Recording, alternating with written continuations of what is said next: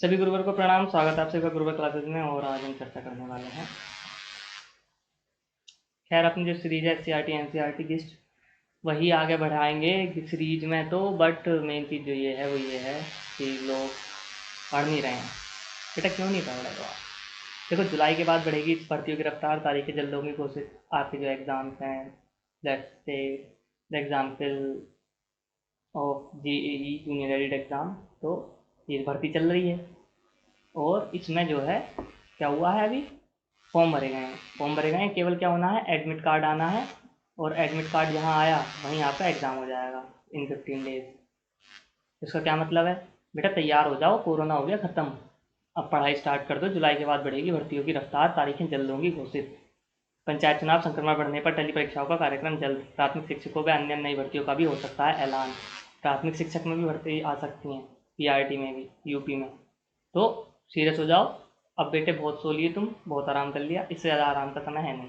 ठीक है, तो आप लोग तैयार हो जाएं। एडिट जूनियर में भी देखो भैया, सब काम हो गया, केवल एडमिट कार्ड आने बाकी है। गए एडमिट कार्ड आएंगे और एग्ज़ाम हो जाएगा। तो इसलिए अब ज़्यादा सीरियस होने की ज़रूरत है आपको। जून का महीना है, जून और जुलाई का 2 महीने हैं। ठीक है, और जहाँ तक डिजिटल प्लस भी एग्ज़ाम जल्दी कराएगी, 24 जून तक उसके फॉर्म ही भरे जा रहे हैं। तो एक बात ये है। दूसरी बात ये है, तो ये इंपॉर्टेंट बात थी, मुझे लगा कि मैं पहले आपसे स्टार्ट कर दे रहा हूँ, शेयर कर दे रहा हूँ, ताकि आप लोग तैयारी स्टार्ट कर सकें। ठीक है, और आपके मनोबल बढ़ाने के लिए एक आपको छोटी सी हम दिखाते हैं वीडियो। बहुत बढ़िया वीडियो है, सॉरी। ठीक है, तो चलो ये वाली वीडियो देखते हैं।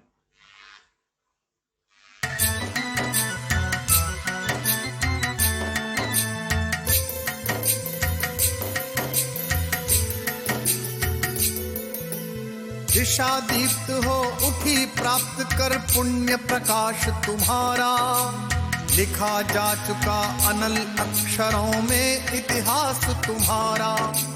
जिस मिट्टी ने लहू पिया वह फूल खिलाएगी ही। अंबर पर घन बन छाएगा ही उच्छ्वास तुम्हारा। और अधिक ले जांच देवता, इतना क्रूर नहीं है। थक बैठ गए क्या भाई, मंजिल दूर नहीं है, दूर नहीं है। और अधिक ले जांच देवता, इतना क्रूर नहीं है। थक बैठ गए क्या भाई, मंजिल दूर नहीं है। थक बैठ गए क्या भाई, मंजिल दूर नहीं है। क्या समझे ये कि भैया देवता इतना भी क्रूर नहीं है कि आपकी परीक्षाएं लेता रहेगा। तो इसलिए ज़्यादा टेंशन लेने की ज़रूरत नहीं है, जस्ट डू योर वर्क, काम करना स्टार्ट कर दो। खैर ये तो गई ऐसी बात, थोड़ी मोटिवेशनल टाइप। अब अपने टॉपिक पर आते हैं। तो स्वागत है आप सभी का गुरुकुल क्लासेस में। आज हम चर्चा करने वाले हैं एससीईआरटी एंड एनसीईआरटी साइंस की क्लास 4, जो पार्ट 1 हम क्लास 6 to 8 तक की एससीईआरटी या एनसीईआरटी के साइंस के टॉपिक उठा के एक क्रमबद्ध तरीके से पढ़ रहे हैं, जो कॉमन टॉपिक है एक साथ। उसकी आज चौथी क्लास है। हमें इस प्रकार का निर्देश प्राप्त हुआ है, किसी प्रकार की घास नहीं काटनी है और बहुत प्यार से बच्चों को पढ़ाना है, क्योंकि ऐसा लगा है लोगों को जैसे हम कथा सुनाते हैं। हम कथा सुनाते खैर, तो बात ये है, बिल्कुल आराम से पढ़ेंगे। ठीक है, मैं कोशिश करूँगा कि घास ना कटे और कथा ना सुनाऊँ। तो किसके लिए इंपॉर्टेंट होने वाली है ये सीरीज इंपॉर्टेंट होने वाली है UP TET paper 2 science group की जो तैयारी कर रहे हैं, जो सुपर टेट की तैयारी कर रहे हैं, यानी Uttar Pradesh assistant teacher recruitment exam की तैयारी कर रहे हैं, जूनियर एडिट एग्जाम जेईई की तैयारी कर रहे हैं, C TET paper 2 science group, detail plus PT natural science या general science for any vacancy. किसी वैकेंसी में जहाँ जनरल साइंस लिखा होता है वहाँ उसके लिए इंपॉर्टेंट हो सकती है। And specially if in UP, क्योंकि यूपी वालों के लिए तो बहुत महत्वपूर्ण हो जाती है। ठीक है, तो ये हमारा सिलेबस है जिस पर हम फोकस कर रहे हैं, जिसमें हमने कर ली है यूनिट 1, यूनिट 2, यूनिट 3, यूनिट 4 का नंबर है आज। ठीक है, this is our 4th video, और जिसको देखनी हो ना वो आई बटन पे क्लिक करके देख सकता है वीडियो। ठीक है, वो पूरी प्ले लिस्ट लगा दी है। तो 4th है जंतु की संरचना एवं कार्य। This is something about me. This is सगुन Kaushik, enjoys writing, graduated from Delhi University, physics honors, teacher training from Diet Kant, Ahmedabad, BTG 2015 batch, both UTTET and PTET qualified, 128 marks, both CTET qualified 133 marks, DTET plus DUE, PIT 15 by 19 qualified, UP assistant teacher recruitment exam 2019 qualified, या जिसे मस्टराजात भी कहते हैं। ठीक है, तो this unit covers जंतु की संरचना एवं कार्य। अब हम बिल्कुल ध्यान से पढ़ेंगे, ठीक है। देखो मैंने आपका ना पीपीटी नहीं बनाई है, मैंने सीधे पेपर टाइप रख दिए, जो इम्पोर्टेंट होगा इसमें से पढ़ लूँगा। समुद्र में पाए जाने वाला ब्लू व्हेल सबसे बड़ा जंतु है। तो ये आपको पता ही है, मुझे अच्छे से पता है कि आपको पता है, इस बात को तो याद रखना है कि समुद्र में पाए जाने वाला ब्लू व्हेल सबसे बड़ा जंतु है। अच्छा, विभिन्न प्रकार के जंतु। जल की आपने अगर जल की स्लाइड बना लो आप एक बूंद की, उसमें देखेंगे जल की बूंद में कई प्रकार के छोटे छोटे जीव उपस्थित हैं। इन जीवों को सूक्ष्म जीव कहते हैं। सूक्ष्म जीव का मतलब कुछ ऐसा डेफिनेशन देने की आवश्यकता नहीं है, सीधे सीधी सी बात है, जो छोटे जीव होते हैं उन्हें सूक्ष्म जीव कहते हैं, ठीक है। उदाहरण के लिए जीवाणु, युगलीना, अमीबा, पैरामीशियम, क्लेमाइडोमोनास आदि। मतलब जीवाणु, युगलीना, अमीबा, पैरामीशियम, क्लेमाइडोमोनास, ठीक है। ये एग्जाम्पल है, इसके सूक्ष्म जीव के अंतर्गत आते हैं। ये सूक्ष्मदर्शी का एक छोटा सा चित्र है, ये पानी में पाए जाने वाले सूक्ष्म जीव बूंद में जो दिखा रखे हैं, ये अमीबा है, ये जीवाणु है, ठीक है, युगलीना है, ये पैरामीशियम है, ये क्लेमाइडोमोनास है, ठीक है। और ये सूक्ष्मदर्शी से देख रहे हैं। चलो, सूक्ष्मदर्शी की खास बात क्या है, इससे वस्तु जो है लगभग 200 गुना तक बड़ी देखी जा सकती है। स्लाइड तैयार करने के लिए कांच की प्लेन साइड लेते हैं, कवर स्लिप लेते हैं, वॉच ग्लास लेते हैं, ठीक है। अभिरंजक लेते हैं, रंग करने के लिए ब्रश, कैंची, सुई, चिमटी आदि का प्रयोग करते हैं, ठीक है। ये आपने करा ही होगा, नहीं करा होगा तो बस समझ जाओ कि दो गिलासों के बीच में, दो गिलास की प्लेट होती हैं ऐसी ऐसी, इसके बीच में रखो जो चीज़ रखनी होती है, उसके बाद इससे कवर कर दो दोनों गिलास की प्लेट, उसके ऊपर से सूक्ष्मदर्शी देखो, जैसे ये बिल्कुल दिखती है, तो इस तरीके से करते हैं सूक्ष्मदर्शी अवलोकन। आपको ये पता ही था, हमने इस बारे में चर्चा करी थी, कशेरुकी दंड और कशेरुकी और अकशेरुकी जंतु के बारे में तो हमने पढ़ा ही था, जिनमें कशेरुकी दंड नहीं पाया जाता है अकशेरुकी, और कुछ में जिनमें पाया जाता है उन्हें कशेरुकी प्राणी कहते हैं। कशेरुकी प्राणियों में मनुष्य सर्वोच्च प्राणी माना जाता है। ये चित्र है, अगर तुम्हें देखना हो सांप कैसा होता है, शुतुरमुर्ग कैसा होता है, घोंघा कैसा होता है। इसमें जो मेन चीज़ देखने की है वो ये है, अमीबा देखो, इसकी तो संरचना आपको याद ही होगी अमीबा की, युगलीना की भी याद होगी, पूंछ निकली होती है, ठीक है। चलो, तो अब बात करते हैं जंतुओं के विभिन्न अंग एवं उनके कार्य क्योंकि हमें हमारा जो यूनिट का नाम है वो है जंतु की संरचना एवं कार्य। तो हम जो जंतुओं के विशिष्ट अंग होते हैं उनकी थोड़ी सी बात करेंगे, उनका क्या काम होता है, ठीक है। तो पहला विशिष्ट अंग जो है या अंग समूह है वो है पाचन अंग। तो आपको पता ही है, शरीर की वृद्धि एवं ऊर्जा के लिए भोजन की आवश्यकता होती है और इसे प्राप्त करने की प्रक्रिया को पोषण कहते हैं, ठीक है। अच्छा, अब देखो, भोजन का घुलनशील रूप में बदलना कोशिकाओं तक पहुंचने के लिए आवश्यक है। हमारे भोजन में प्रोटीन, वसा, मंड और विटामिन एवं लवण होते हैं। इसमें से प्रोटीन, मंड और वसा पानी में अघुलनशील हैं। तो निम्न में से क्या पानी में घुलनशील है, और इसमें 3 ऑप्शन हुआ, प्रोटीन, मंड, वसा, ठीक है, और चौथा हुआ विटामिन, कोई सा, ठीक है। तो जैसे विटामिन सी दे रखा हुआ, तो जो घुलनशील है वो विटामिन सी है। प्रोटीन, मंड और वसा ये पानी में अघुलनशील होते हैं। समझ में आ गई बात, ठीक है। इन अघुलनशील भोज्य पदार्थों को, तो ये जो प्रोटीन, मंड और वसा हैं, इन अघुलनशील भोज्य पदार्थों को सरल एवं घुलनशील अवस्था में बदलने की प्रक्रिया को पाचन कहते हैं। Now you can make anyone understand what is digestion, या पाचन क्या है, आप उससे बताएंगे। देखो ऐसा होता है, शरीर में विभिन्न चीज़ों की जरूरत होती है, हम विभिन्न चीज़ खाते हैं, प्रोटीन खाते हैं, वसा, कार्बोहाइड्रेट, विटामिन, लवण, ये सब चीज़ें खाते हैं। तो इनमें से जो कुछ चीज़ें ऐसी होती हैं जो पानी में घुलती नहीं है, तो शरीर अब्जॉर्ब कैसे करेगा, तो उसके लिए क्या करता है कि हमारा शरीर ना उसे घुलनशील अवस्था में परिवर्तित करता है, सरल अवस्था में, तो उसे ही पाचन कहते हैं। मनुष्य में यह क्रिया निम्न के रंगों द्वारा होती है। नंबर पहला मुखुआ, या जिसे मुंह कह देते हैं, भोजन नली या ग्रास नली, ये आपको दिख रही है, एक भोजन नली, एक ग्रास नली है, ठीक है। उसके बाद आमाशय, ये आएगा आमाशय में गिरा, फिर छोटी आंत, फिर उसके बाद छोटी आंत में गया, फिर बड़ी आंत में गया, ठीक है। नीचे छोटी आंत है, वो बाहर बड़ी आंत है। उसके बाद मलाशय एवं गुदा, 6 पार्ट होते हैं।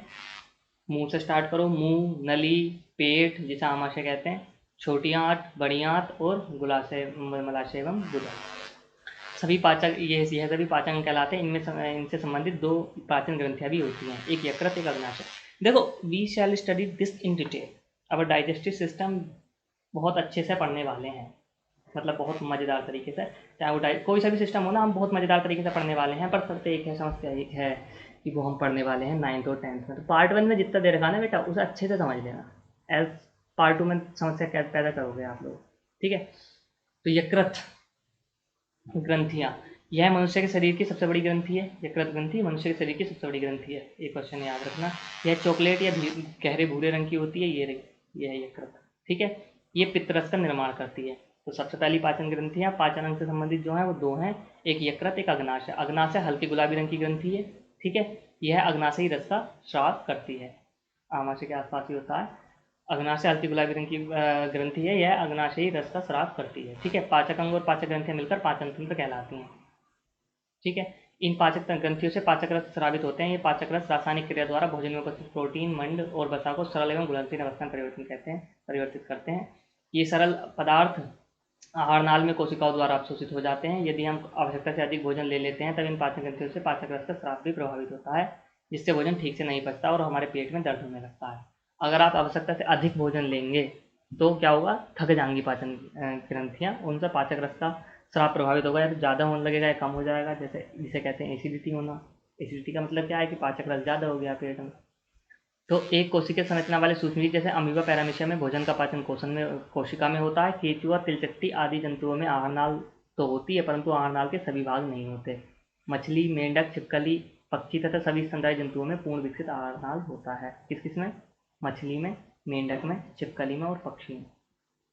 और सभी स्तनधारी जितने भी मैमल्स हैं, मतलब जैसे मानव, जैसे बंदर, तो जितने भी स्तनधारी हैं, स्तनधारी हैं, जितनी मछलियां हैं, जितने मेंढक हैं, जितनी छिपकली हैं और जितने पक्षी हैं, इन सब में पूर्ण विकसित आहारनाल होता है। तो ये तो आपका की पाचन तंत्र की बात। देखो कितना छोटा टॉपिक था, नहीं पढ़ेंगे, डिटेल में पढ़ेंगे, टेंशन नहीं। श्वसन अंग की बात करते हैं।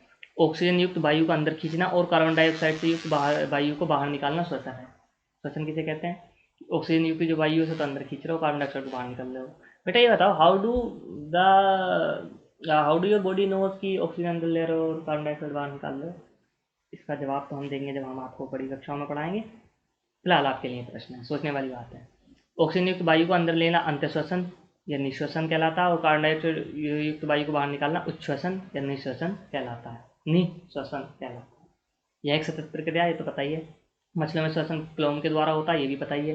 कीट पतंगों, तिलचट्टों, मक्खी, तितली आदि में वायु नालिकाओं द्वारा होता है। पक्षियों में फेफड़ों संबंधित वायुकोष द्वारा। ठीक है। स्तनधारी जैसे मनुष्यों में फेफड़ों द्वारा। फेफड़े कहाँ होते हैं? स्तनधारियों में होते हैं केवल। नासिका, नासामार्ग, ग्रसनी, कंठ, श्वसनली, श्वसनालिकाएं और फेफड़े को सम्मिलित रूप से श्वसन तंत्र कहा जाता है। क्लियर है? चलो आगे पढ़ते हैं। हृदय, हार्ट, मन, दिल। हृदय के मुख्य दो कक्ष होते हैं, आलिंद और निलय। ठीक है। आलिंद और निलय दो मुख्य कक्ष होते हैं। इस तरीके से बांट दो, ये आलिंद है ऊपर, ठीक है, नीचे निलय है। ठीक है। मनुष्य में आलिंद तथा निलय दोनों लंबाइयों में एक पट द्वारा दो कक्षों में बट जाते हैं। लंबाई में एक पट द्वारा। ठीक है। लंबे मैंने तो बताया। इस प्रकार मनुष्य के हृदय में कुल 4 कक्ष, बाया आलिंद, बाया निलय, दाया आलिंद, दाया निलय होते हैं। इसके 4 पार्ट हो गए। इस तरीके से लंबाई में ऐसे बांट दो और इस तरीके से कर दो, तो ये दायालिंद, बायालिंद, दाया निलय, बाया निलय। ठीक है। चित्र दिखा रखा है इसमें, मैंने तुम्हें समझा दिया। हृदय में अब तुम कह रहे हो सर जी इसके पार्ट क्यों करके दिखा रहे हो? बेटा इसका एक मैथड है ना, वो अभी दिखाएंगे हम। हृदय में रक्त शरीर के विभिन्न भागों में नलिकाओं द्वारा आता है तथा हृदय से नलिकाओं द्वारा शरीर के विभिन्न भागों में पहुंचता है। हृदय का प्रमुख कार्य बिना थके जीवन भर शरीर के विभिन्न भागों को रुधिर पंप करना है। इसका मुख्य काम क्या है कि विभिन्न भागों को रुधिर पंप करना है। ठीक है। हृदय में ऑक्सीजन रहित अशुद्धियुक्त आता है, वो फेफड़ों में जाता है, फेफड़ों में ऑक्सीजन मिल जाती है, उसके बाद द्वार शरीर के अंगों में जाता है ऑक्सीजन, फिर अशुद्धियुक्त द्वार आता है। इस तरीके से चलता रहता है। और भी जाने, एक व्यस्क स्वस्थ व्यक्ति का हृदय 1 मिनट में 72 बार धड़कता है। ठीक है। 1 वर्ष से कम आयु के बच्चे में हृदय की धड़कन 100 बार प्रति मिनट होती है। आयु के बढ़ने के साथ हृदय की धड़कन धीमी हो जाती है। हृदय की धड़कन तापमान, क्रोध, डर और मानसिक चिंता से बढ़ जाती है। अब बात करते हैं वृक्क की। वृक्क क्या होता है? देखो, कोशिकाओं में अपशिष्ट पदार्थ बनते हैं। अधिकांशतः ये पदार्थ विषाक्त होते हैं, मतलब विषैले होते हैं, जैसे कार्बन डाइऑक्साइड गैस जो श्वसन में बाहर निकल जाती है। इस प्रकार कुछ अपशिष्ट पदार्थ द्रव के रूप में निकलते हैं। इसे बाहर निकालने का कार्य विशेष अंगों द्वारा किया जाता है, जिन्हें उत्सर्जित पदार्थ कहते हैं। सिंपल सी बात है कि कोशिका में जो कुछ ना अपशिष्ट पदार्थ होंगे, जो शेष रह गए होंगे, जो अवांछनीय होंगे, वो पदार्थ जो होते हैं ना, वो विषाक्त होते हैं मानव के लिए, तो वो बाहर निकालते हैं। जैसे CO2, पता तुम्हें, अगर CO2 बाहर निकला तो आदमी दम घुटने से ही मर जाएगा। 1-2% हैंडल कर सकते हैं हम बस। मनुष्य में 2 वृक्क सेम के दो मनुष्य में वृक्क जो होते हैं वो सेम के बेज के आकार के होते हैं। वृक्क में रक्त क्षमता है जिससे रक्त से यूरिया निकालकर मूत्रवाहिनी या मूत्राशय की सहायता से मूत्र के रूप में शरीर से बाहर निकलने का कार्य करता है। मनुष्य में वृक्क, मूत्रवाहिनी या मूत्राशय, मूत्रमार्ग उत्सर्जी अंग हैं। इन अंगों से मिलकर उत्सर्जित अंग का निर्माण होता है। ये उत्सर्जित तंत्र है। ये वृक्क हैं सेम के आकार के, ठीक है। और ये मूत्रवाहिनियाँ हैं, यहाँ से रक्त छना, ठीक है। और यहाँ आके इकट्ठा हो गया मूत्राशय में, तो मूत्रवाहिनी से समझ गए बात, ठीक है। और जो चीज़ खैर आगे बढ़ते हैं, कुछ और भी जाने। वयस्क और स्वस्थ मनुष्य के गुर्दे का भाग लगभग 150 ग्राम होता है, ठीक है। एक वयस्क सामान्यतः 24 घंटे में 1 से 1.8 लीटर मूत्र बहाता है, जिसमें 95% जल होता है, 2.5% यूरिया, 2.5% अन्य अपशिष्ट पदार्थ। 2 लीटर टॉयलेट कर लेता है आदमी, बताओ। वृक्क के निष्क्रिय हो जाने पर कृत्रिम वृक्क द्वारा रक्त को नियमित रूप से छानकर उसमें से अपशिष्ट पदार्थ को निकाल जाता है। इस क्रिया को डायलिसिस कहते हैं, किडनी डायलिसिस, ठीक है। जनन अंग की बात करते हैं। प्रत्येक जीवधारी में अपने समान संतान उत्पन्न करने की क्षमता होती है, इसे प्रजनन कहते हैं, हमें पता ही है। जिन अंगों की सहायता से प्रजनन होता है उन्हें जननांग या प्रजननांग कहते हैं। किंतु जंतु में नर एवं मादा जनन अंग अलग अलग पाए जाते हैं। इन्हें एक लिंगी जंतु कहते हैं। एक ही आदमी में होते हैं, मतलब एक ही जीव में होते हैं। नहीं मतलब जंतु में नर एवं मादा जनन अंग अलग अलग पाए जाते हैं, मतलब अलग अलग लोगों में होते हैं, उन्हें एक लिंगी कहते हैं। जैसे कुत्ता है तो नर होगा या मादा, बिल्ली, मनुष्य आदि। मनुष्य में मुख्य नर जनन अंग वृषण और मादा जनन अंग अंडाशय होते हैं, ठीक है। तो वृषण मुख्य जनन अंग होता है और मादा में अंडाशय होता है। कुछ ऐसे भी जंतु हैं जिसमें नर एवं मादा जननांग एक ही जंतु में होते हैं, उन्हें द्विलिंगी कहते हैं, ठीक है। 2 लिंग होते हैं उनके, जैसे केचुआ, पुरुष भी वही है, स्त्री वही है। अमीबा जैसे एक कैसे के जंतु में अलग से प्रजनन अंग नहीं होते हैं, क्योंकि वो एक कोश के जीव है, तो उसकी कोशिका में ही सब कुछ होता है। सारा उत्सर्जन, प्रजनन, वृद्धि सब उससे ही होता है, ठीक है। अब बात करते हैं तंत्रिका तंत्र की। गर्म वस्तु छू जाने पर क्या होता है, हम अपना हाथ पीछे उठा लेते हैं। वे सभी क्रियाएं अपने आप होती हैं जिन पर हमारा इच्छा का कोई प्रभाव नहीं होता, ये अनैच्छिक क्रियाएं कहलाती हैं। कुछ क्रियाएं ऐसी होती हैं जिन पर हमारा प्रभाव नहीं होता, वो अनैच्छिक क्रियाएं कहलाती हैं, जैसे दिल का धड़कन का धड़कना, ठीक है। अधिकतर कार्यों को हम दिमाग से सोच समझकर अपनी इच्छा अनुसार करते हैं, जैसे पढ़ना, लिखना, बात करना। ये सभी क्रियाएं ऐच्छिक क्रियाएं कहलाती हैं।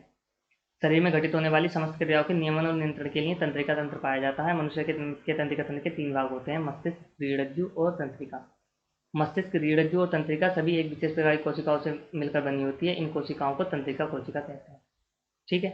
एक विशेष प्रकार की कोशिका होती है इन सारों में, मस्तिष्क में, रीढ़ज्जु में, ठीक है, तंत्रिकाओं में। तंत्रिका कोशिका की लंबाई 1 मीटर तक हो सकती है।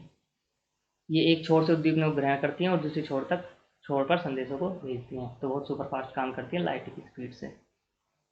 मनुष्य जंतुओं में जैसे अमीबा, स्पंजों के शरीर में कोई तंत्रिका तंत्र नहीं होता, परंतु शरीर द्वारा संवेदना ग्रहण की जाती है। हाइड्रा, एस्केरिस, केंचुआ आदि जंतुओं में तंत्रिका तंत्र पाया जाता है।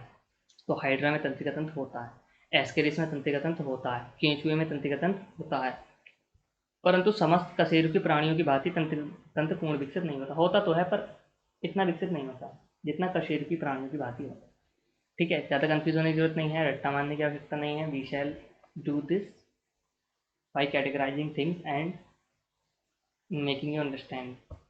हर जो कैटेगरी उसका अलग जो है वो होंगे गुणधर्म। फिर भी जितना याद कर सकते हो कर लेना, ठीक है। ज़्यादा कुछ याद नहीं करना है। अमीबा, स्पंजों में तो तंत्रिका तंत्र होता ही नहीं है, छोटे से आदमी क्या होगा, सारा शरीर संवेदना करता है। पर हाइड्रा हुआ, एस्केरिस और केचुआ, इनमें तंत्रिका तंत्र पाया जाता है, हाइड्रा, एस्केरिस और केचुआ में, ठीक है। परंतु सभी प्राणियों की भांति तंत्रिका तंत्र पूर्ण विकसित नहीं होता। ज्ञानेंद्रिय किसे कहते हैं, जिनसे हमें ज्ञान होता है। शरीर में हमें ठंड लगती, गर्मी लगती है, स्वाद गंध को पहचानते हैं, हम रंग में विभेद भी कर सकते हैं। इन परिवर्तनों का अनुभव विशेष अंगों के द्वारा होता है, इन्हें संवेदीय ज्ञानेंद्रिय कहते हैं। हमारे शरीर में कान, आँख, नाक, जीभ और त्वचा 5 ज्ञानेंद्रिय हैं, ठीक है। कान की बात करते हैं। कान को श्रवण इंद्रिया भी कहते हैं, मतलब जिसके लिए सुनने के लिए यूज होता है। मछली, मेंढक, छिपकली और पक्षियाँ आदि में बाह्यकर्ण नहीं पाए जाते, जबकि स्तनधारियों जैसे खरगोश, चूहा, हाथी आदि में हमारी भांति बाह्यकर्ण पाए जाते हैं। मनुष्य कान के मुख्यतः 3 भाग होते हैं, बाह्यकर्ण या कार्टिलेज उपस्थिति का बना रोम, लचीला रोम युक्त होता है। आपने बाह्यकर्ण को छूकर लचीलापन महसूस करें। इसकी जो उपास्थि होती है ना, मतलब जो बाहर जो ये क्या दिखाऊँ मैं तुम्हें, दिखा नहीं रहा, कल से कैमरा और चलाया जाएगा। कान के ऊपर का ये जो है क्या कहूँगा, पटका, ठीक है। ये जो होता है कार्टिलेज अस्थि का बना होता है और ये लचीला होता है। ये जो हड्डी होती है बहुत लचीली होती है, ठीक है, मोड़ सकते हो, तुम देख सकते हो। मध्य कर्णगुहा में स्थित कर्णपट है, झिल्ली तथा 3 छोटी छोटी अस्थियाँ होती हैं। देखो ये तो बाह्य कर्ण हो गया, चलो चित्र मिल गया, मजा आ गया, ठीक है, ये आंतरिक कर्ण हो गया। ठीक है, और ये जो है ये बीच में ये मध्य कर्ण हो गया, जो कर्ण की पटह है और इसके साथ जो 3 हड्डियां हैं इन्हें मध्य कर्ण कहते हैं। आंतरिक कर्ण अब अर्धपारदर्शक झिल्ली की बनी एक कलागहन के रूप में होती है। ठीक है, इस तरीके से होती है और अर्धपारदर्शक झिल्ली की बनी होती है। मतलब जो वो पर्दा है वो आंतरिक कर्ण है। ठीक है, उसके बीच में जो 3 हड्डियां और वो आती हैं इसे मध्य कर्ण कहते हैं। बाएं कर्ण और मध्य कर्ण ध्वनि तरंगों को ग्रहण कर आंतरिक कर्ण तक पहुंचाने का कार्य करते हैं। आंतरिक कर्ण का संबंध श्रवण तंत्रिका द्वारा मस्तिष्क से होता है, या सुनने का कार्य करता है और शरीर के संतुलन का भी कार्य करता है। ये पॉइंट याद करने लायक है। शरीर के संतुलन का कार्य भी यही करता है।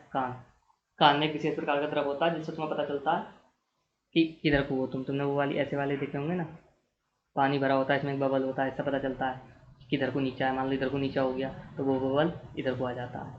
इस तरीके से होता है। मेरे उसमें ट्राईपॉड में भी है सीधा का पता लगाने के लिए। नहीं समझो तो बताना, मैं समझाऊंगा फिर। कुछ और जाने।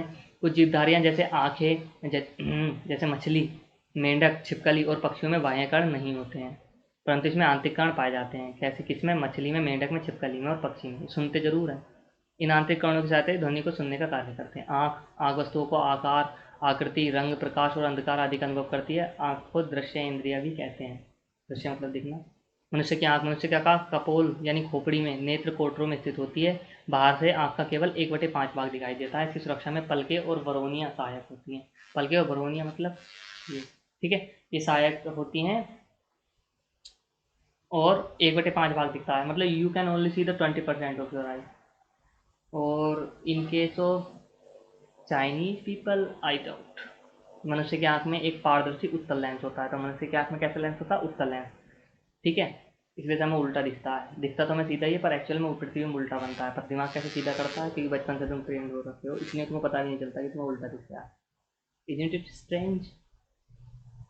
हाइड्रा और केचुआ आदि में आंख नहीं होती। कीटों की आंखें अन्य जंतुओं से भिन्न होती है, इन्हें संयुक्त नेत्र कहते हैं। तो आपको ये पॉइंट कुछ ज़्यादा याद रखने हैं। जैसे संयुक्त नेत्र किसे कहते हैं? कीटों की आंखों को, क्योंकि ये जंतुओं की आंखों से भिन्न होती हैं। हाइड्रा और केचुआ में आंखें नहीं होती हैं। ठीक है, 1/5 भाग दिखाई देता है।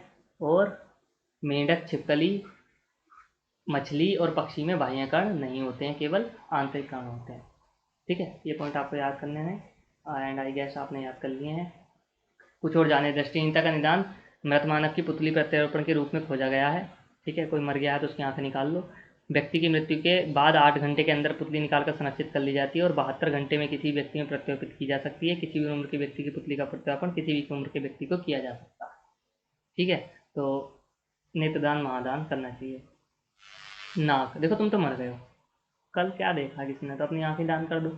नाक पर तुम करोगे कैसे? तो टाइम से पहले करना पड़ेगा ना, बोलना पड़ेगा कि मुझे ना आंखें दान करनी है। उसके बाद जब भी तुम मरोगे तभी दान हो जाएंगे। नाक द्वारा गंध का अनुभव होता है, जिसे घ्राण इंद्रिय कहते हैं। कुत्तों और चींटों की घ्राण शक्ति अधिक होती है। किस किस की? घ्राण मतलब सूंघने की, कुत्तों की और चींटों की। ठीक है, जीभ, हमारी जीभ मीठे, कड़वे, खट्टे, नमकीन, कसैले स्वाद वाले खाद्य सामग्रियों के प्रति संवेदनशील होती है। इसे स्वाद इंद्रिय भी कहते हैं। ठीक है, ये पॉइंट नोटिस करने वाला है। स्वाद संबंधी संवेदना जीभ के अलग अलग भागों में स्थित स्वाद कलिकाओं से प्राप्त होती है। इसके अतिरिक्त हमारी जीभ बोलने में भोजन और लार को मिलाने का कार्य भी करती है, परंतु मेंढक का जीभ शिकार पकड़ने का कार्य भी करती है। इस तरीके से जीभ निकली यार, चिपका यार ले गए। त्वचा, त्वचा को स्पर्श इंद्रिय भी कहा जाता है। त्वचा द्वारा ठंडा, गर्म, कठोर, मुलायम, चिकना और खुरदरा आदि का पता चलता है। नेत्रीन व्यक्ति अक्षरों की पहचान छूकर कर लेता है। इस पत्ती को ब्रेल पत्ती कहते हैं। ब्रेल पत्ती का मतलब क्या है? जो अंधे लोग होते हैं ना, उनके लिए एक विशेष प्रकार की किताब बनाई जाती है जिसमें छप उभरा हुआ होता है, तो उंगली से टच करते हैं उन्हें पता चल जाता है। ठीक है, मानव और जंतुओं के कंकाल तंत्र की चर्चा करते हैं। जंतुओं के शरीर को निश्चित आकार देने के लिए कुछ विशेष संरचना होती हैं। इन रचनाओं को कंकाल तंत्र कहते हैं। जैसे ये है कंकाल तंत्र। ठीक है, जंतुओं का कंकाल 2 प्रकार का होता है। त्वचा के ऊपर पाए जाने वाले कंकाल को बाह्य कंकाल कहते हैं। ठीक है, कंकाल से मतलब क्या है? कंकाल से मतलब है शरीर को निश्चित आकार देने के लिए कुछ विशेष संरचना है। कंकाल से मतलब क्या है? शरीर को निश्चित आकार देने के लिए। अब वो बाल भी हो सकते हैं, नाखून भी हो सकते हैं, सींग भी हो सकते हैं, खुर भी हो सकते हैं। ठीक है, और त्वचा के भीतर पाए जाने वाले अस्थि और उपास्थि को अंतःकंकाल कहते हैं। तो कंकाल ध्यान देने वाली बात है, ये समझने वाली बात है। कंकाल का मतलब होता है जो शरीर को निश्चित आकार प्रदान करे, चाहे उसमें तुम्हारे सींग आए। अब सींग मानव के तो होते नहीं, अगर मानव के सापेक्ष में मैं बात करूँ तो नाखून, ठीक है, सींग तो होते नहीं, नाखून हो गए, बाल हो गए, खुर भी नहीं होते हैं, वो जंतु होते हैं। मनुष्य में कुल 206 अस्थियां पाई जाती हैं, शिशु में 213 होती हैं। कम कैसे हो जाती हैं? क्योंकि कुछ हड्डियां आपस में जुड़ जाती हैं। इस प्रकार अन्य कशेरुकी जंतु जैसे मेंढक, खरगोश आदि का शरीर भी कंकाल द्वारा बना होता है। जितने भी कशेरुकी जंतु हैं पेड़ की हड्डी वाले, उनका जो शरीर है वो कंकाल द्वारा बना होता है। ठीक है, ये मेंढक का अस्थि पंजर है, मेंढक का कंकाल है।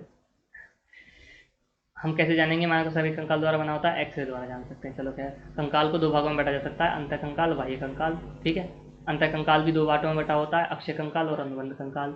अक्षय कंकाल में आते हैं खोपड़ी, कशेरुकदंड, उरोस्थि तथा पसलियां।